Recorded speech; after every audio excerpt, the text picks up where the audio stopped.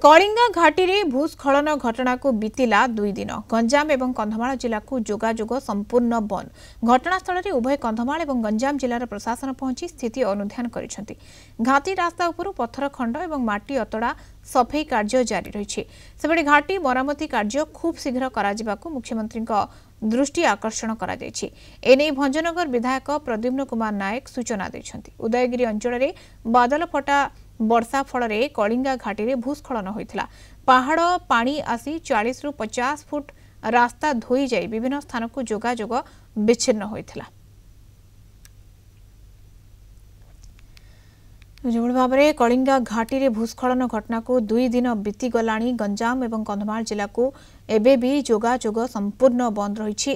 घटनास्थल में उभय कंधमाल और गंजाम जिलार प्रशासन पहुंची स्थितिर अनुध्यान करुछंती, समीक्षा करुछंती। 2 दिन हेलाणी यातायात बंद रही। घाटी रास्ता उपरू पत्थर खंड और माटी अतड़ा धसई जाइछि, जो वर्तमान सफेई कार्य जारी रही। एपटे घाटी मरामती कार्य खूब शीघ्र करा मुख्यमंत्री दृष्टि आकर्षण करा जाउछि। भंजनगर विधायक प्रद्युम्न कुमार नायक एने सूचना दैछंती।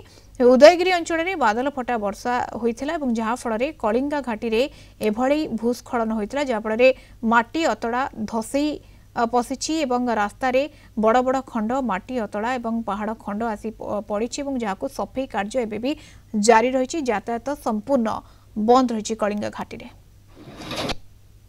जेहेतु पानी कलिंगा घाटी जो नाले आसवा कथा से नाले न आसी ऊपर गोटे अलग रास्तार से पानी गला।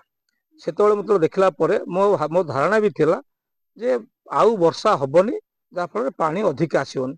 तथापि से समय विभाग जंत्री मान डाकी निर्देश भी दि जाइतिला। गला काली जो भूस्खलन है, भूस्खलन लाइव सेठी आमर कार्यकर्ता माने ऑन द स्पॉट रे मो पाको वीडियो मत जनइले, मु सांगे सांगे मोर माननीय मोर मुख्यमंत्री को जनइली एवं गंजाम जिलापाल और कंधमाल जिलापाल को जनइला परे आम अंचल एवं कंधमाल समस्त प्रशासन का अधिकारी माने रही ताको काली दायित्व हाथ को नहीं एवं यथाशीघ्र आपको निर्माण करी लोक जमी अल्प दिन भितर यातायात करेंगे दृढ़ पदक्षेप